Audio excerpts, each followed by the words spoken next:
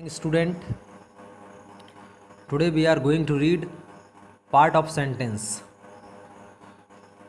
This is Ashish Dikshit and welcome to the online class. आज हम section B grammar को पढ़ते हैं। अभी तक हमने तीनों पोइट्री को पढ़ा जो कि 2020 और 21 के सेशन में आने वाली हैं। पोइट्री से संबंधित सेंट्रल आइडिया या कुछ और कोई प्रश्न है, डाउट है तो आप कमेंट बॉक्स में कमेंट कर सकते हैं। आज हम पढ़ेंगे पार्ट ऑफ सेंटेंस। सेंटेंस के पार्ट्स, सेंटेंस को कितने प्रकार में हमें डिवाइड करना है, कितने प्रकार में बांटना है, कितने प्रकार से उसको तोड़ के अलग अलग पढ़ाई करनी है, उसको समझना है। तो आइए देखते हैं, स्टार्ट करते हैं। Chapter 1 section B grammar.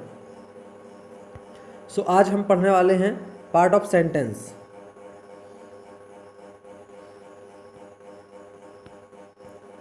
Part of sentence पढ़ने वाले हैं।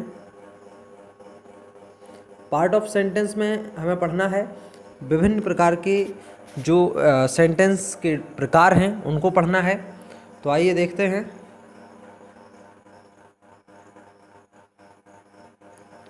चैप्टर 1, आप सभी को पता है कि अंग्रेजी वर्णमाला में 26 अक्षर होते हैं जिन्हें 2 भागों में विभाजित किया गया है।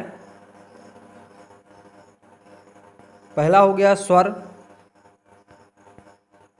जिन्हें हम वॉवेल्स कहते हैं। आप देख सकते हैं वॉवेल्स 5 होते हैं, ए ई आई ओ यू। और कंसोनेंट की बात करें, अगर हमने लेटर को 2 भागों में बांटा है, पहला हो गया वॉवेल यानी कि स्वर और दूसरा है कंसोनेंट यानी कि व्यंजन। तो अगर हम बात करते हैं वॉवेल्स की, तो वॉवेल 5 पढ़ने हैं, ए ई आई ओ यू। इसके बाद जो भी शेष बचते हैं जिन्हें हम कॉन्सोनेंट कह रहे हैं, B C D F G H J K L M N P Q R S T भी डब्ल्यू एक्स वाई जेड, यानी कि 21 हमें टोटल व्यंजन पढ़ने हैं और 5 हमें स्वर पढ़ने हैं।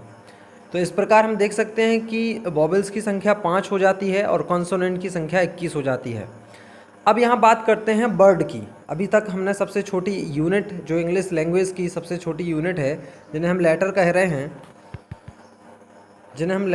हैं, लेटर को हमने पढ़ा 2 भागों में। अभी हम समझेंगे कि वर्ड क्या है। तो लेटर का वह सार्थक समूह आप देख पा रहे हैं यहाँ पे, लेटर का वह सार्थक समूह जो स्पष्ट अर्थ देता है शब्द कहलाता है। क्या कहलाता है? शब्द कहलाता है। जैसे कैट हो गया, टेबल हो गया, चेयर हो गया, एक्सेट्रा। और अगर बात करें हम सेंटेंस की, इसके बाद अगर कोई यूनिट आती है तीसरी, पहला लेटर हो गया, दूसरा वर्ड हो गया, तीसरे यूनिट की बात करें जिसे हम सेंटेंस कह रहे हैं, तो आप देख सकते हैं कि a group of words which makes complete sense is called a sentence. एक ऐसा शब्दों का समूह जो पूर्ण भाव प्रकट करता हो, जो कोई ना कोई भाव प्रकट करे, उसे हमें क्या कहना है? वाक्य कहना है। आप नीचे एग्जाम्पल के तौर पे देख सकते हैं कि Ram is writing a letter. Ram एक पत्र लिख रहा है। Ram is writing a letter एक वाक्य हो गया। हमने कई वर्ड मिलाए यहाँ पे। यहाँ देख सकते हैं राम जो कि नाउन है, इज हेल्पिंग वर्ब हो गया, राइटिंग मेन वर्ब हो गया आईएनजी फॉर्म, अ लेटर इसका ऑब्जेक्ट हो गया। तो यहाँ पे हम देख सकते हैं कि यहाँ हमने एक कंप्लीट सेंटेंस बनाया जिसे हमें कहना है एक वाक्य, जो हमारा एक भाव प्रकट कर रहा है, किसी बात को हमें बताना चाह रहा है कि राम पत्र लिख रहा है।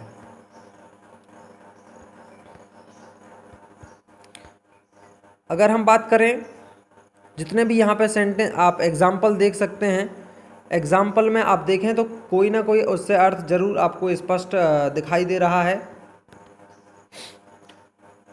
दूसरा सेंटेंस है हाउ प्रिटी सी इज, कितनी सुंदर है।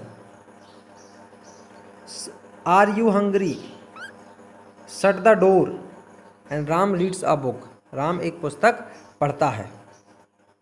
तो यहाँ पे हमने देखा कि जितने भी हमारे पास सेंटेंस एग्जाम्पल लिए हैं, ये कुछ ना कुछ अपना भाव अर्थ प्रकट कर रहे हैं।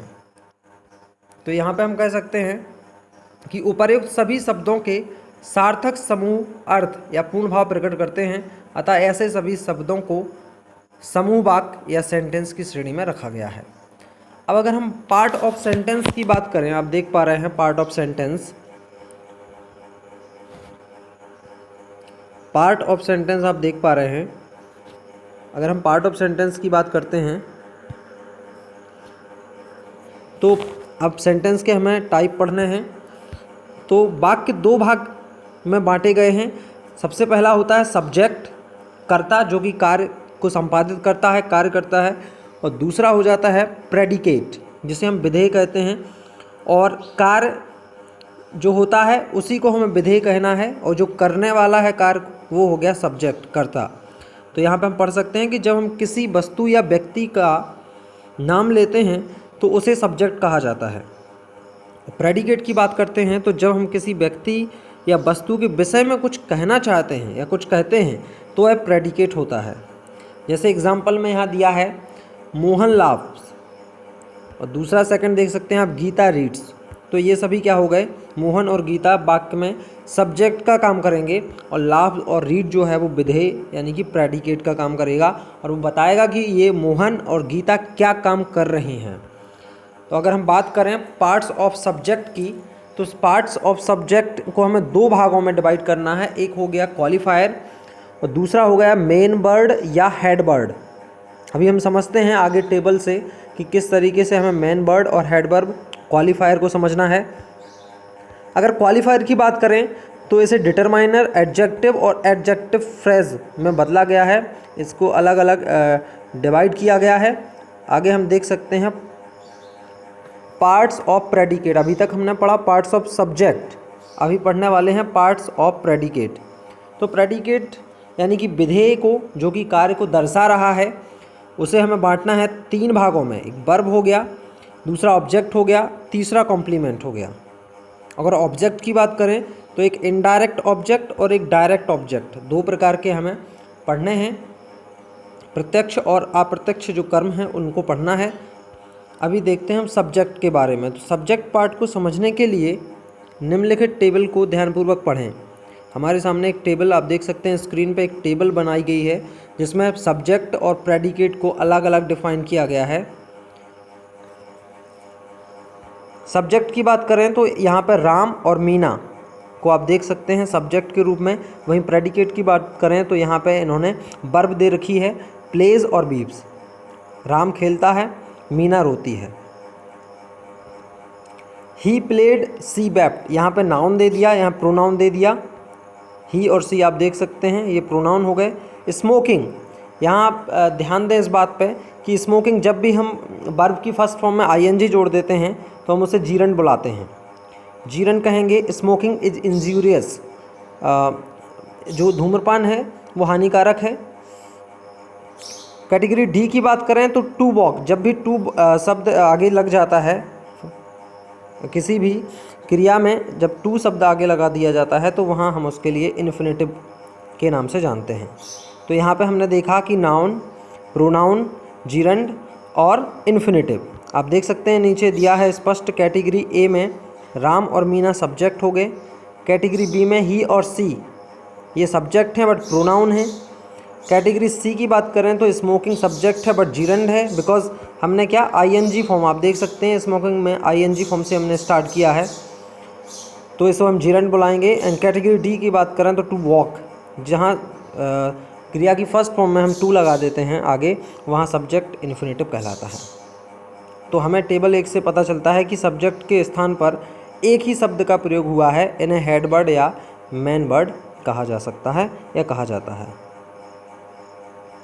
वहीं पे अगर हम बात करें अलग अलग समझने के लिए सब्जेक्ट को, तो दूसरी टेबल में हम देख पा रहे हैं कि डॉग्स को सब्जेक्ट में रखा गया है, वहीं बार्क को प्रेडिकेट में रखा गया है। यहाँ सब्जेक्ट डॉग वो क्या हो जाएगा, नाउन हो जाएगा। वहीं अगर सेकंड की बात करें तो सी लेबर्स हार्ड, कठिन परिश्रम करती है, तो यहाँ सब्जेक्ट सी है बट कैसा है, प्रोनाउन है, क्योंकि हमने यहाँ पे नाउन नहीं लिखा है, यहाँ पे प्रोनाउन को इंडिकेट किया है। द पुअर, आप देख पा रहे हैं, समझ पा रहे हैं कि द पुअर सब्जेक्ट के रूप में है बट एडजेक्टिव है, जो किसी व्यक्ति की क्या बता रहा है, विशेषता बता रहा है, किसी नाउन अथवा प्रोनाउन की विशेषता बता रहा है। तो यहाँ पे द पुअर को हमने एडजेक्टिव की भांति नाउन जो है प्रयुक्त किया है। द पुअर आर स्मोकिंग, यहाँ आप स्मोकिंग देख सकते हैं जो कि जीरंड है, हम पहले ऊपर बात कर चुके हैं इस बारे में, जो सब्जेक्ट के रूप में नाउन की भांति प्रयोग किया गया है। To err is human, to err यहाँ इन्फिनेटिव है, बिकॉज हमने कहा था कि जब भी आप क्रिया में टू आगे लगा देते हैं तो वहाँ इन्फिनेटिव का काम करने लगता है। To find fault is easy, to find fault शब्दों का एक समूह है जो कि सब्जेक्ट के स्थान पर नाउन की भांति क्या कर रहा है, कार्य कर रहा है। यहाँ पे हम इस बात से, इस टेबल से निष्कर्ष निकालते हैं कि सब्जेक्ट के स्थान पर हेडवर्ब के रूप में आप देख सकते हैं कि नाउन है, प्रोनाउन है, एडजेक्टिव है, जीरंड है, इन्फिनेटिव है तथा शब्दों के समूह का प्रयोग किया जा सकता है, जैसा कि टेबल 2 में आप विभिन्न उदाहरणों से देख पा रहे हैं, समझ पा रहे हैं।